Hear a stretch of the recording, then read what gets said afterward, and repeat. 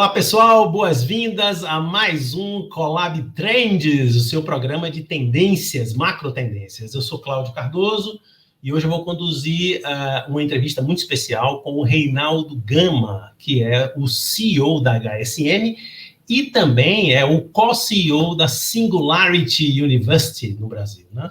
Lembrando que você pode acessar as nossas entrevistas tanto no canal do YouTube como no Spotify. Claro, se inscreva, ative o seu sininho e dê o seu like ao final, tá? Bom, nosso entrevistado de hoje, ele tem uma carreira intimamente ligada à inovação, porque ele é CEO, ex-CEO do pioneiro hub de inovação do Itaú, Cubo. Tá? Há menos de 2 anos, o Reinaldo foi contratado pelo Grupo Ânima de Educação para liderar a HSM, e de quebra, ele também co-lidera a Singularity University, que no Brasil é uma das várias iniciativas abrigadas pelo Grupo Ânima. Ele é reconhecido, Reinaldo, pelo seu pensamento estratégico e uma visão empreendedora. Ele é bacharel em administração pela tradicional Universidade Mackenzie e tem outras formações em instituições de grande prestígio, como o INSPER, a FIA e a Universidade de Berkeley, na Califórnia. Privilégio para a gente, para o Collab Trends, contar com a presença tão relacionada com dois dos nossos principais interesses, que é a inovação e a educação. Boas-vindas, Reinaldo. Olá, Cláudio, bom, prazerzaço estar aqui com você. Muito obrigado, muito honrado pelo convite. Baita iniciativa essa do Alpha Collab, né? A gente estava discutindo aqui, quase que não dá nem para a gente gravar aqui, porque o bate-papo já estava aqui na prévia, aqui a gente conversando nos bastidores, mas um prazer, espero poder contribuir, obrigado pelas palavras, e vamos lá, porque acho que tem bastante assunto para a gente falar. Olha, hoje a gente montou um programa especial para lhe receber, e a gente vai estar aqui também com o Francisco Pérez, que é o líder do programa, coordena o Alpha Collab, que é o programa de inovação aberta do conglomerado, e é também diretor de novos negócios do Banco Alfa. Pérez, por favor, entra aqui com a gente. Tudo bom? Pérez vai entrar aí agora. Entramos. Boa. Dia, vocês dois se conhecem, né? Não precisa apresentar, né, Pérez? Não precisa, né? O senhor Reinaldo já é um velho conhecido nosso, né? Depois ele vai falar um pouquinho da relação. A HSM já é um cliente do Expo Transamérica já há mais de 20 anos, né?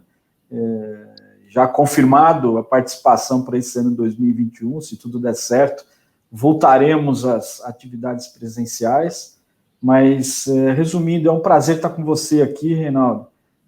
Eu acho que a gente tem um tema muito interessante para explorar, que é a questão da educação corporativa, que você domina esse tema muito bem, inclusive com as suas atividades aí na Singularity agora. Então, bola contigo, Cláudio. Beleza, obrigado, Pérez, uma honra você estar aqui com a gente também, meu velho. Bom, eu acho que eu vou começar pela pergunta que a sua própria posição evoca, né, Reinaldo? É o seguinte: o que é que os executivos querem?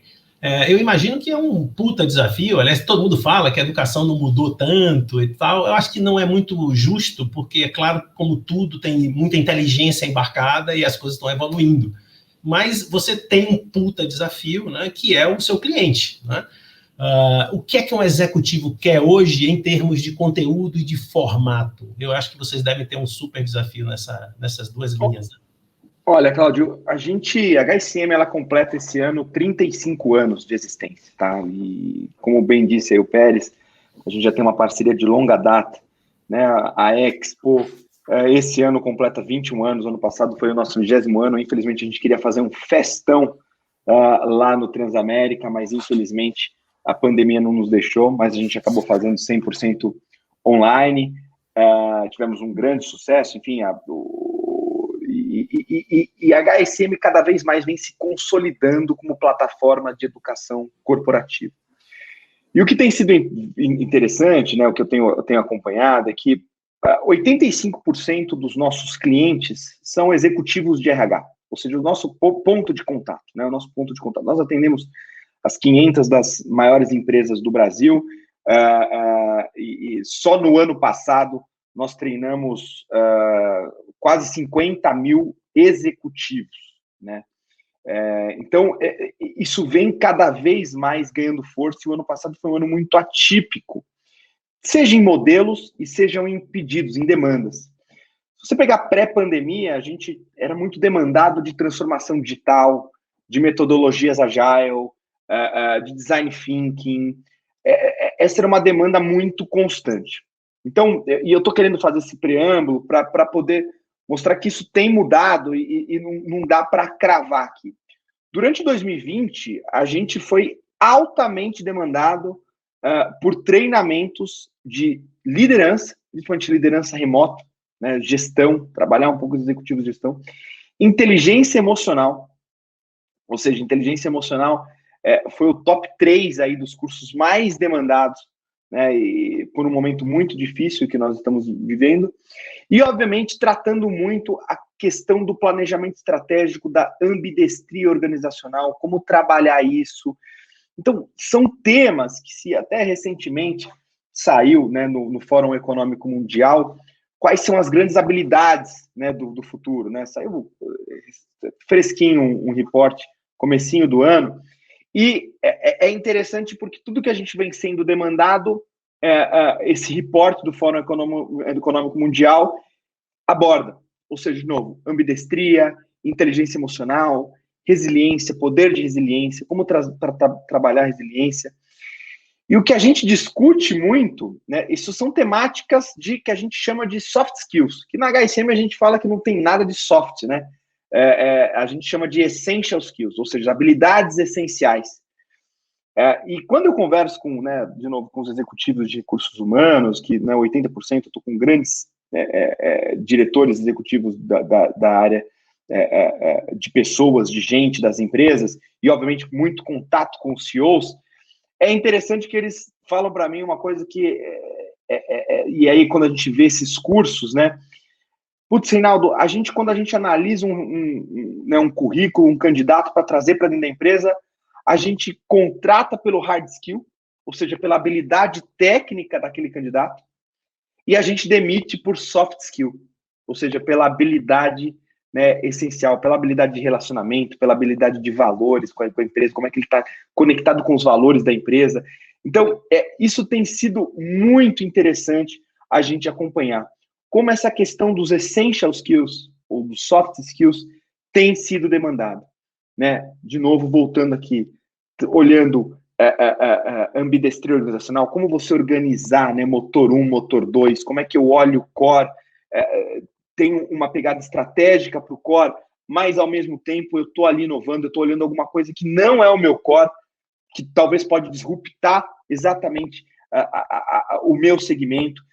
Então, essas habilidades que têm sido muito demandadas, né? Que têm sido muito demandadas da HSM como um todo. E, de novo, nós tivemos um crescimento aí de 56% em relação a 2019 em treinamentos, treinando aí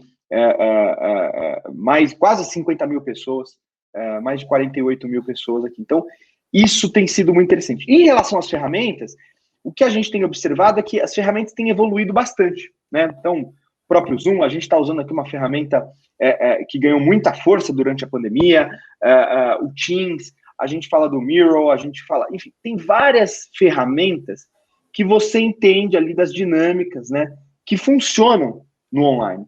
Porque não adianta também a gente falar que o online funciona 100%, nem todo mundo está disposto a ficar 3, 4, 5 horas ali num treinamento. Então, a gente tem feito algumas dinâmicas, quebrado em mais tempo, né, usado de ferramentas para ajustar isso. E eu concordo que, de fato, quando a gente fala de educação, muita coisa nova tem surgido na parte de conteúdo. Isso, de fato, acho que a gente teve uma evolução muito grande. Mas eu acredito que ainda tem muito espaço para a parte de tecnologia, né? A gente fala muito de edtechs, e eu converso com muitas edtechs, né? A gente estava falando recentemente até do espaço que a gente lançou aqui, que é o Learning Village, que é um hub de educação voltado para a inovação, que foi fundado pela Singularity HSM, e a gente vê que as edtechs, elas têm muito de educação e pouco de tecnologia. A gente usa ferramentas que necessariamente podem ser usadas, né?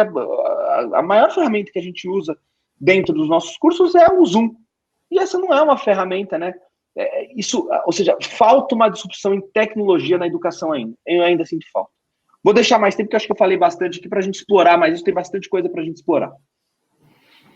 Ô, Reinaldo, deixa eu aproveitar aqui, tem um ponto aqui importantíssimo que você destacou, que é a ambidestria organizacional, né? Eu tenho me debruçado sobre esse tema daí ultimamente, principalmente porque a tendência hoje das corporações é se aproximar das startups, né? E essa aproximação, ela obrigatoriamente, ela gera um comportamento, uma cultura diferente do que normalmente as corporações têm dentro das suas casas, né? Então, essa mudança de comportamento, eu tenho observado que, na lógica da ambidestria, ou seja, você criar, ao mesmo tempo, você manter dentro das suas estruturas, né, aquele lado corporativo para poder fazer a roda, manter a roda girando, do outro lado, você tem que ter organização estruturada para se relacionar com as startups, né? E dentro dessa lógica, onde o ideal é você, como corporação, aportar capital, mercado e conhecimento, e aí eu trago para a questão que a gente está aqui hoje discutindo, que é educação corporativa, conhecimento, etc. Como você acha que as corporações devem se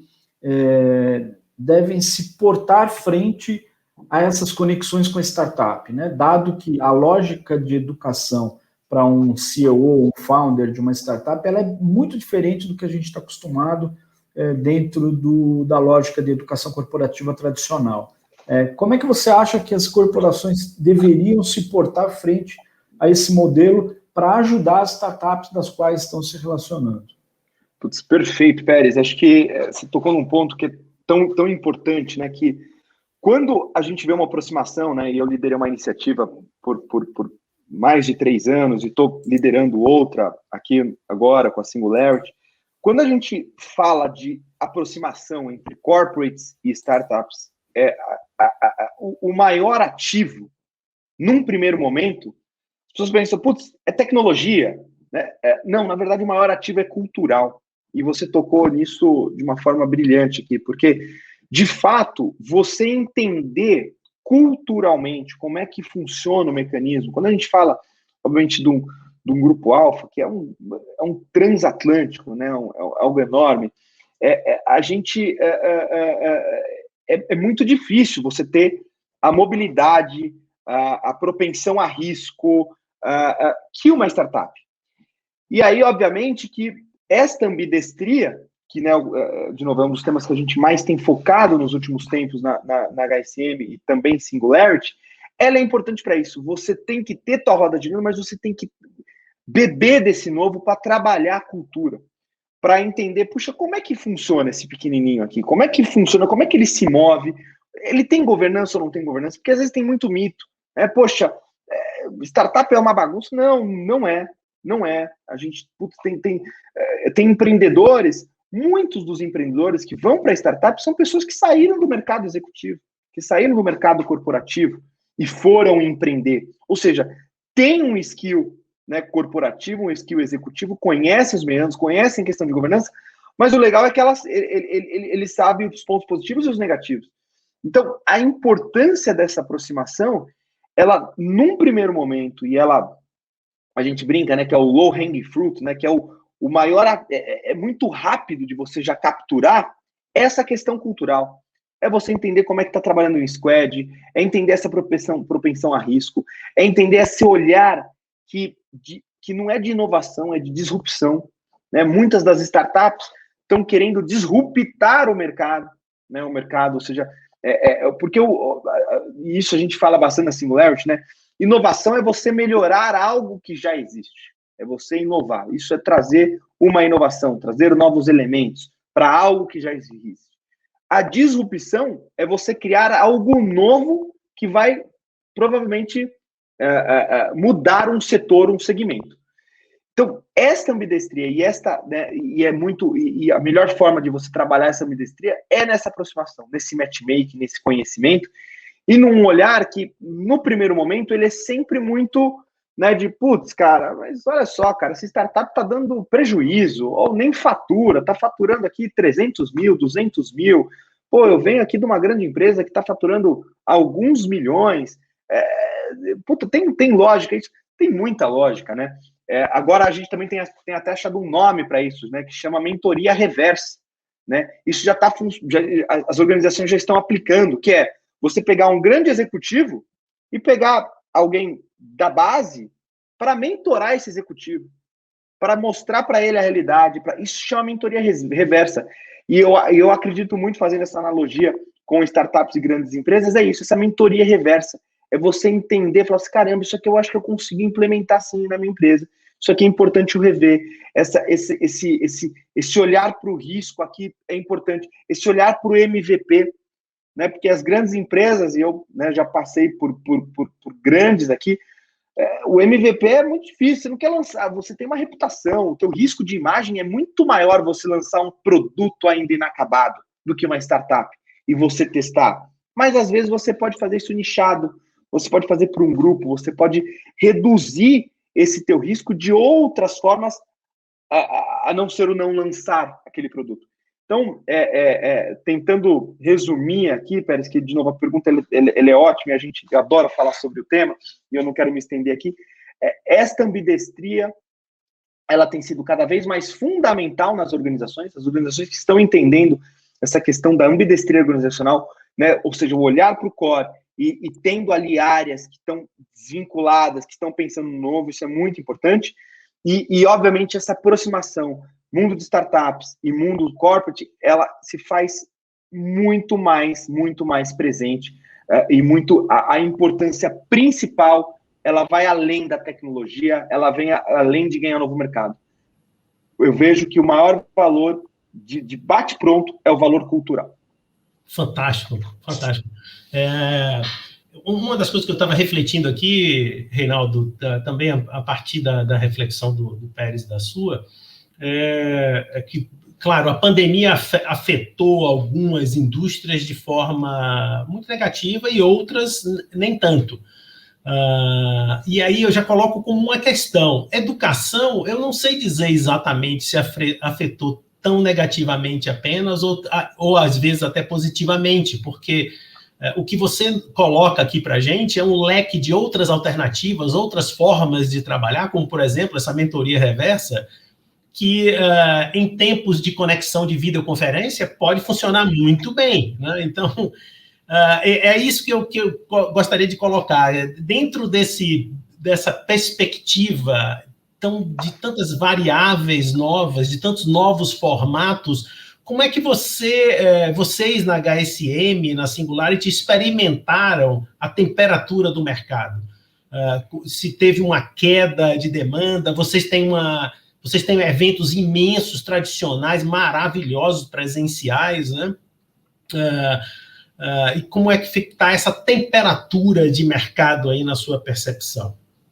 Bom, o que eu posso adiantar, Cláudio, de novo, obrigado pela pergunta, o que eu posso adiantar é que eu acredito demais que um dos setores que foi mais transformado nesta pandemia foi a educação. E transformado, acho que a gente ganhou pelo menos uns 10 anos aí de transformação, de aceleração em termos de transformação. E aí, falando um pouco da HSM, nós temos algumas vertentes, né? As principais, elas são a de eventos, que é a HSM Expo, que é o maior evento de gestão da América Latina, né? Nós pegamos 4 pavilhões ali do Transamérica, nós colocamos 6 mil pessoas presencialmente, né? Vendo o nosso evento, trouxemos já grandes nomes, Yuval Harari, Steven Kotler, Peter Drucker, Rancharan, Peter Diamandis, enfim, se eu passar aqui, já foram tantos nomes nesses mais de 20 anos, sempre trazendo essa vanguarda, né, trazendo pessoas que estavam tão distantes para cá. E aí, a gente tem uma parte que é a parte de educação. Obviamente que a parte de evento ela foi impactada 100%. 100%. Né, de novo, a gente ia fazer o evento presencialmente, eram 20 anos, a gente estava preparando uma festa, e a gente teve que se adaptar. E, obviamente, que uma pessoa ela não vai para o evento apenas pro conteúdo. Ela não vai. Eu conversei com grandes clientes nossos, né? Ela não vai. Eu escutei de alguns grandes clientes que compram 300, 400 tickets nossos, falando assim, Reinaldo, a Expo, para mim, é um grande evento de confraternização. Eu vou lá porque eu saio aqui da minha cidade, eu vou no domingo, fico lá no hotel, aí segunda, terça e quarta tem a Expo, à noite eu vou jantar com um amigo, vou jantar com um cliente, eu aproveito e fico quinta e sexta para fazer reuniões aí em São Paulo, que a gente, 55% da Expo em 2019, do presencial, eram pessoas de fora de São Paulo, 55%, ou seja, mais da metade vinham de fora de São Paulo. Então, tem uma questão de confraternização que o digital, ele não supre. O cara quer ir lá, ele quer ser visto, ele quer rever, ele quer conversar, ele quer trocar de uma amenidade, ele quer interagir, ele quer mostrar que ele está lá, ele quer fazer negócio, ele quer combinar alguma coisa à noite. Isso foi altamente impactado. E eu acredito muito na hibridez. Né? Então, esse ano, o ano passado a gente fez 100% online, foi um sucesso, nós tivemos 50 mil inscritos, mais de 350 mil visualizações, 160 horas de conteúdo, foi um sucesso.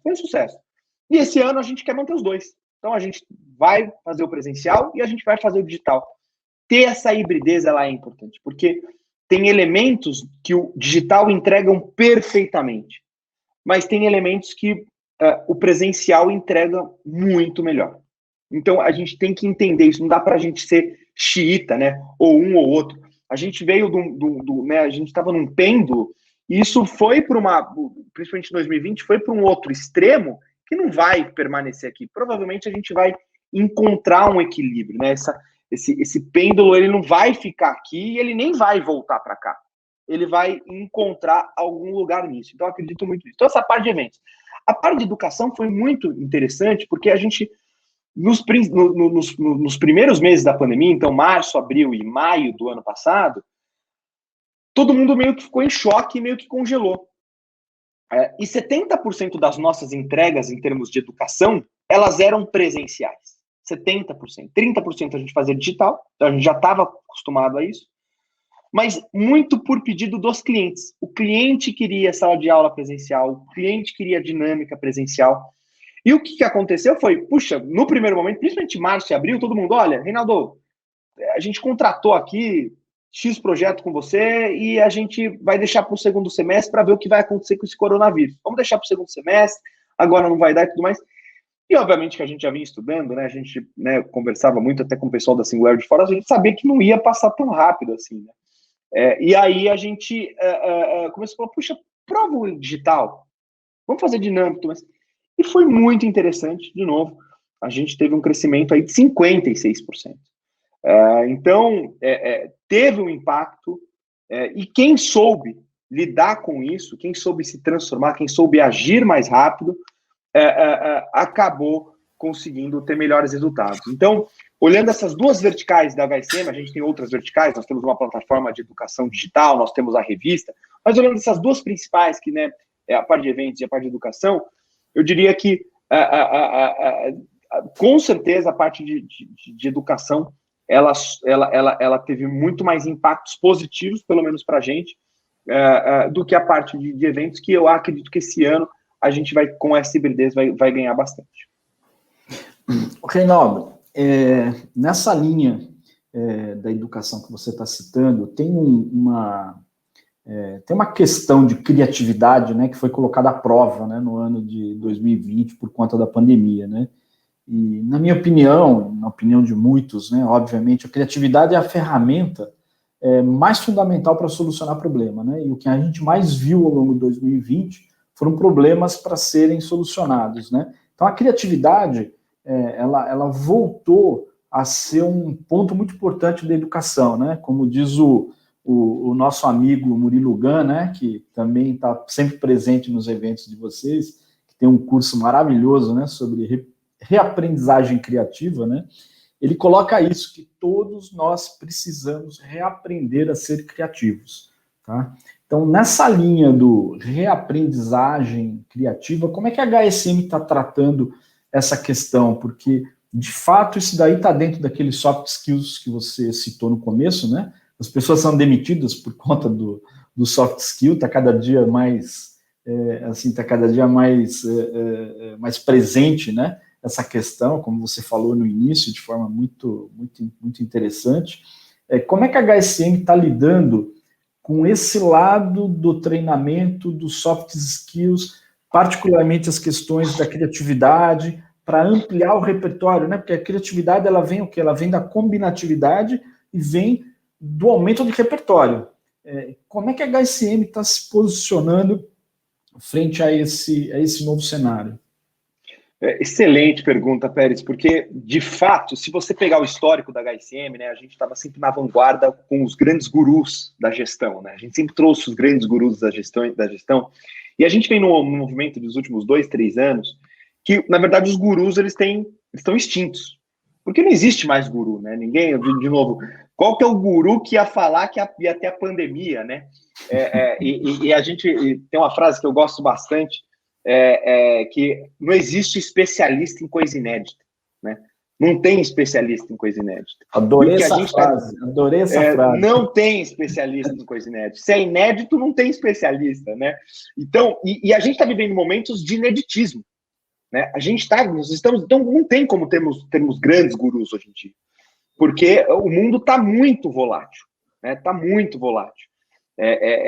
Então, e aí você citou o Murilo, estaria inclusive agora, falei que ia lá para o Learning Village, vou estar com ele numa reunião agora às 3 horas da tarde, vou estar com o Murilo é um craque nisso.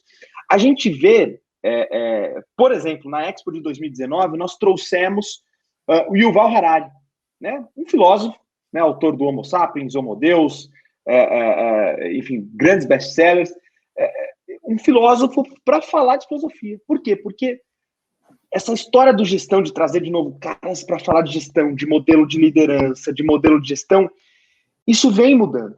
E a gente, desde 2018 para cá, a gente vem trazendo isso, né? Então, o ano passado, a gente, por mais que tenha feito o evento de forma digital, nós trouxemos a vice-presidente global do Netflix de marketing para falar de comunicação.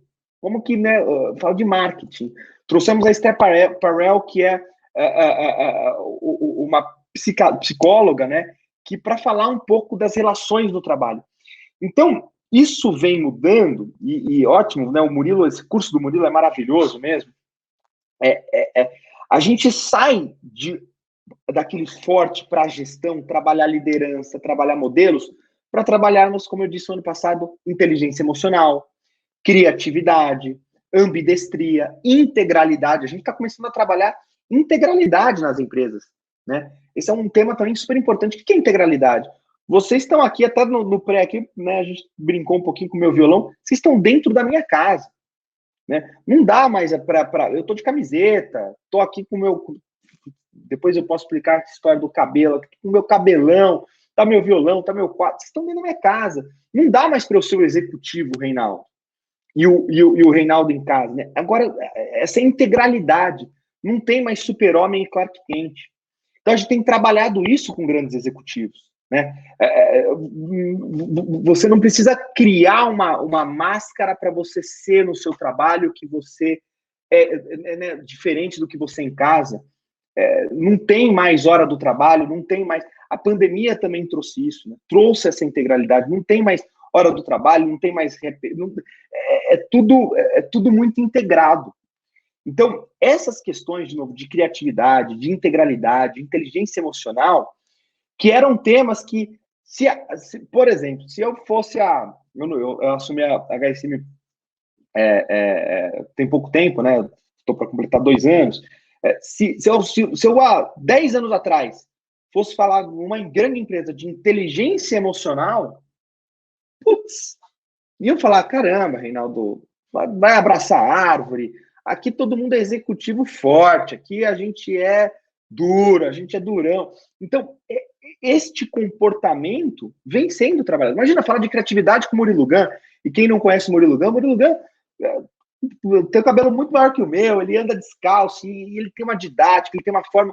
As pessoas iam olhar ali, putz, o que é esse maluco falando aqui de criatividade? Então, esses temas a gente tem trazido cada vez mais. Óbvio que a gente tem grandes nomes de gestão, que a gente tem que continuar falando de modelos, né, de temas, isso a gente tem que trazer, de modelos organizacionais que estão se reinventando, isso é super importante. Mas existe uma outra parte que é muito importante, que são esses modelos, que são essas questões que vão além, né, que tratam a criatividade, que tratam a inovação, que tratam a disrupção, que tratam o eu, que tratam a inteligência emocional, que tratam o mindfulness, que tratam a pessoa, que tratam a família. A gente está sendo demandado agora recentemente por uma empresa que quer trabalhar, quer fazer um programa de treinamento com as famílias dos vice-presidentes. Então, você imagina, né? Tá extrapolando isso, né?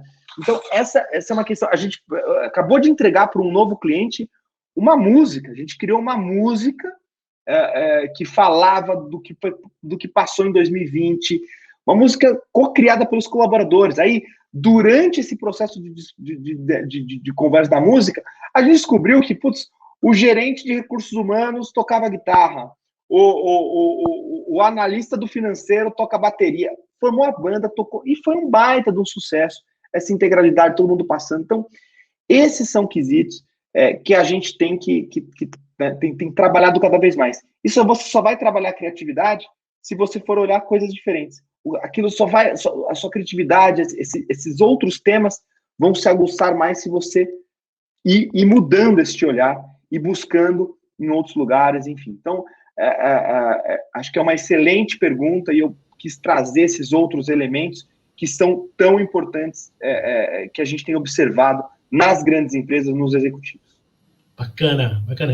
Reinaldo, prestando contas ao nosso próprio nome, né? Trends, né? A gente está, claro, sempre olhando, e você está nos ajudando muito a ver quais são as tendências a partir dessa vivência que vocês estão tendo, né? Duas coisas me chamam a atenção, né? Nesse seu comentário.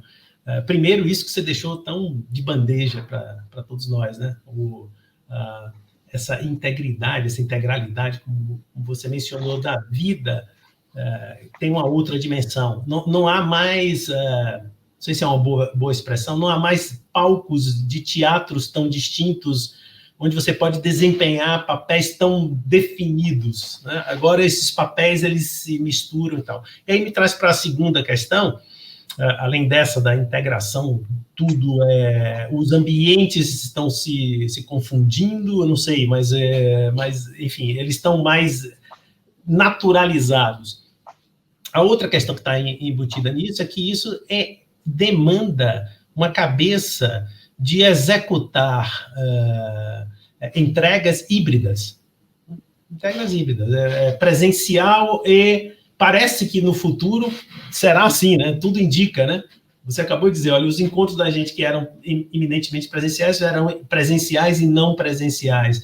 Serão com dinâmicas de keynote speaker e, ao mesmo tempo, pequenos grupos. Isso está acontecendo na mídia, né? As grandes broadcastings estão... hoje a gente vê a emergência de canais de segmentação, e a gente está deixando cada vez mais, permitindo que as pessoas escolham a partir dos seus repertórios, o que canais vão ver, quando vão ver. Streaming, a pessoa aciona na hora que vai ver. Não tem mais aquela coisa de ver os gols da rodada no horário do almoço correndo, porque você vê os gols da rodada onde você quiser, na hora que você quiser. Então, a gente está encaminhando para um mundo híbrido, né? Eu queria que você comentasse essas coisas, tendo esse drive, né? Qual é o trend? Para que lado vai? Se é que é possível dizer que tem um lado só, né? São tantos, né? Pois é, Cláudio, exatamente. São muitos lados, e a gente acabei de ver uma pesquisa agora, uma coisa que está rolando agora, nos últimos 10 dias, que esquentou aqui no Brasil, que é o tal do Clubhouse. Não sei se vocês já ouviram falar no Clubhouse. Clubhouse é uma mídia, uma mídia social aqui que está surgindo de áudio. E eu acabou de pingar aqui no meu WhatsApp, saiu uma pesquisa que o Clubhouse já é mais procurado entre os brasileiros do que o TikTok, que estava num estrondoso. Então, se você olhar isso, nos últimos 10 dias, uma nova, onde a gente achava que não tinha mais, uma mídia social de áudio surgindo, e muita gente entrando. Eu tenho participado, sábado eu fiquei Eu quase criei confusão aqui em casa, porque eu fiquei sábado o dia inteiro nesse negócio, desse Clubhouse, investigando, entendendo e tudo mais. E é um barato. Eu entrei numa sala com o Luciano Huck, entrei numa sala sozinho com uma pessoa, de repente outra pessoa começou a escutar. Então, é uma mídia social de áudio, né? Isso vai acabar com a rádio? Não, não vai acabar com a rádio. É mais uma. Assim como o Twitter não acabou com a mídia tradicional, a mídia impressa, os jornais. Então, eles são complementares, são novos canais, e obviamente que a gente tem que entender o boom, tem que entender o quanto se estabiliza. Eu, por exemplo, estou acreditando muito no Clubhouse como mais uma ferramenta e não como uma mídia social, utilizar como ferramenta para outras absorções. Mas é muito interessante você olhar isso. E essa questão, né, de estar em vários lugares, de você...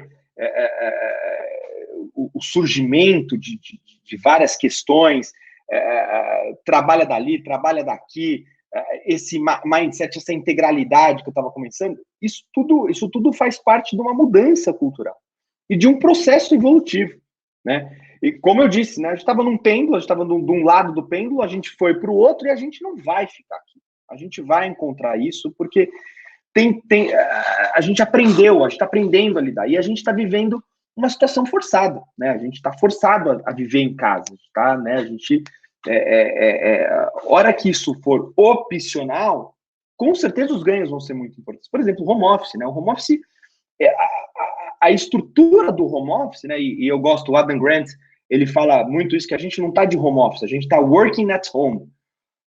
Por quê? Porque o home office ele é uma opção, é um dia, eu escolho o home office, o dia que eu tiver, eu não tenho reuniões, eu preciso me concentrar numa apresentação, é uma opcionalidade, né? É uma opcionalidade para eu trabalhar ali. Né? Esta obrigação, então, isso tem que ser dado, né? Como eu já vivenciei essas questões quando elas viram regras, né? Não, o home office não é uma regra. Tem gente que funciona muito bem no home office, tem gente que não funciona. Eu tenho gente que está indo lá e fala, Reinaldo, eu fico em casa, me distraio.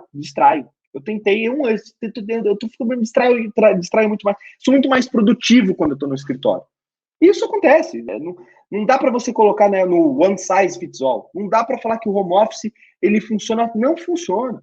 Não funciona por diversos motivos. Então, o que eu vejo muito de tendência, o que a gente tem olhado nisso, até saiu no The Economist falando um pouquinho de algumas tendências e tudo mais, é um pouco dessa questão da hibridez. É um pouco dessa questão de você ter vários canais de comunicação, várias ferramentas, e a hibridez funcionando nas potencialidades de cada atividade, né? Pô, a gente vai fazer um talk aqui de 45 minutos, de 50 minutos. Se eu ficar aqui falando 2, 3 horas, a minha audiência, o meu engajamento vai perder. Eu vou perder pessoas, eu vou perder... né? A gente sabe disso. Quantas reuniões com 10, 15, 20 pessoas virtualmente, vou ter certeza que 20% dali está respondendo e-mail, tá? Quando você está no presencial, você fica mais constrangido, tá com a tela diminuída, tá com a câmera destravada. Então, eu acho que a tendência é entender agora esta hibridez. O que funciona para um, o que funciona para outro, o que funciona, as condições. O Brasil é muito diverso, né? O Brasil, a gente está aqui, eu estou na minha casa, vocês estão aí, eu estou vendo que vocês estão num ambiente super legal, né? Vocês têm mesa, cadeira, a internet está funcionando muito bem, mas essa não é a realidade de 99% das pessoas, né? Quando a gente fala de educação, né, e o porquê da briga, tanto da briga das voltas às aulas, porque as pessoas, tem gente que está um ano sem ir para a escola, né? Isso é base. Por quê? Porque não tem uma internet, não tem capacidade de ter foco em casa, porque está em casa, uma casa pequena, com 4, 5 pessoas, é cachorro, é papagaio, é periquito, é a avó que está doente, é o filho que está chorando, não tem concentração para absorção de conteúdo. Não tem como você falar para uma pessoa que ela vai estudar ali, se ela está na cozinha, numa cadeira que não é para ficar 4 horas, 3 horas sentados, com gente passando o tempo inteiro, com fogão ligado. Isso é realidade, não adianta a gente tapar o olho para isso. Então, quando a gente fala de tendência, é muito isso, é entender o hibridez, é entender esses espaços que vão ser mais colaborativos, né? Eu acredito muito nisso. Eu tenho visto muito as empresas e conversado com grandes empresas, essa capilaridade. Ou seja, eu não vou ficar num único prédio na Avenida Faria Lima. Eu vou ter um andarzinho ali na Vila Madalena, eu vou ter um andar na Faria Lima, eu vou ter um andar ali na Moca, para trazer também essa capilaridade das pessoas que não querem ficar mais, né, no trânsito. A gente tem falado muito disso, né, do 15-minute city. Essa é uma tendência que tem surgido muito, né, que as pessoas elas estão criando a sua cidade a 15 minutos de distância.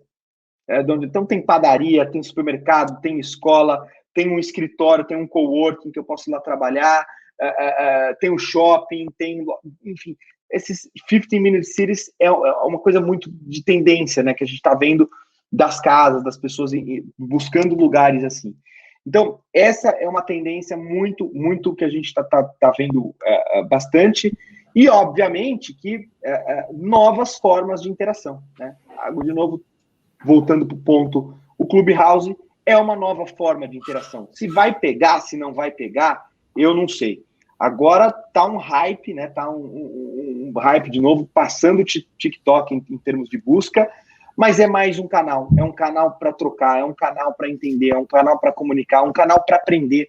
O que eu tenho visto de pessoas indo ali para aprender. Então, essas tendências de aprendizado, de formas de aprendizado, e eu quero só para fechar aqui, porque eu acho que eu falei demais, mas tem uma questão que ela é muito importante, que é os conteúdos de educação agora estão começando a nascer digitais. Porque o que aconteceu? Né? A gente pegou o que era, né, grande parte das pessoas pegaram o que tinha em sala de aula e vieram para o digital, ou seja, digitalizaram aquele conteúdo. Isso não vai funcionar. Não adianta você botar o que estava em sala de aula. O que está acontecendo agora é que os conteúdos estão nascendo mais digitais, ou seja, você tem uma dinâmica. Por exemplo, olha aqui o que a gente está fazendo. Putz, está com fundo, tem essa dinâmica do jogo de câmeras, a gente está mais digital, né? Então, essas questões, putz, daqui a pouco vai ter um podcast, daqui a pouco, por exemplo, pode ter gente aqui a gente poderia estar jogando isso no Clubhouse ao vivo, para alguém estar comentando e depois ver o vídeo, e a gente botar... Então, tem muitas formas ainda para a gente evoluir. Então, esse dinamismo, essa hibridez é super importante. Fantástico. Reinaldo, olha, a gente está caminhando para o final. Eu quero ouvir o Pérez, um comentário final do Pérez, que é aproveitar a presença dele, mas eu lhe diria, talvez possa parecer até presunçoso, quem sou eu, mas dizer assim, você é o cara certo no lugar certo, bicho, porque realmente está à frente de uma instituição como a HSM, Singularity nem se fala, porque eu acho que ela já nasceu, como você está dizendo, não é o carro a passeio que vira um SUV, é uma estrutura feita para com tração nas 4, desde sempre, nasceu assim. O que você me traz, e eu tomo isso como uma mensagem de tendência, é essa cabeça aberta, é ver que não tem uma trilha só, são várias. Se há alguma coisa em comum, é essa convergência e essa mistura de tudo junto, mas que demanda princípios e essential skills, como você trouxe no começo. Parabéns, cara. Agradeço muito a sua presença, o seu tempo, e eu deixo aqui com o Pérez, se ele quiser explorar mais alguma coisa, temos um tempinho aí para alguma questão final. Muito obrigado a vocês dois pela presença, tá? O que eu posso falar aqui também é parabenizar o Reinaldo pelo excelente papo que nós tivemos aqui, excelente trabalho que vocês estão fazendo. Eu não tinha ideia da disrupção que vocês causaram num período tão curto em relação à educação. Realmente vocês estão de parabéns por todos esses novos formatos. Gostei muito desse aspecto que você citou agora no final, de que, na verdade, os conteúdos digitais, de fato, estão nascendo agora.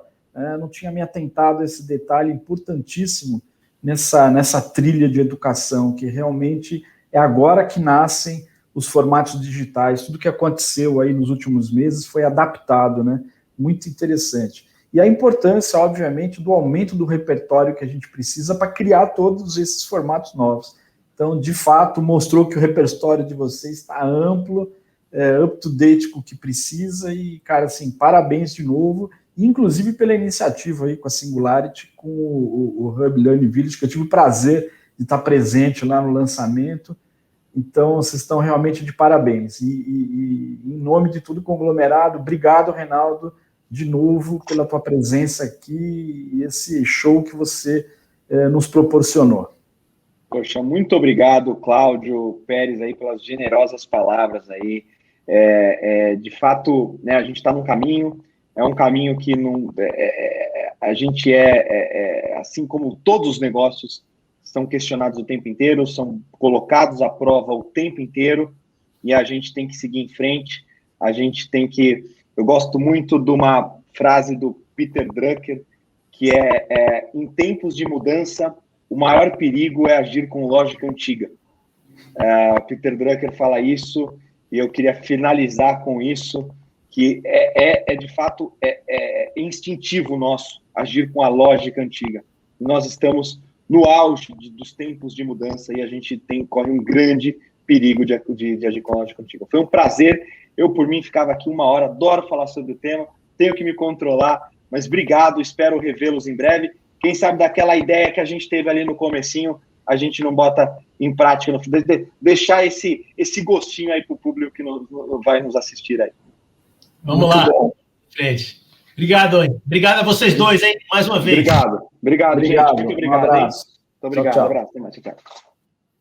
Lembrando que as nossas entrevistas estão sendo veiculadas no canal do YouTube e também no Spotify. Nos siga, ative o sininho no YouTube e, claro, dê o seu like. Até o próximo Collab Trends.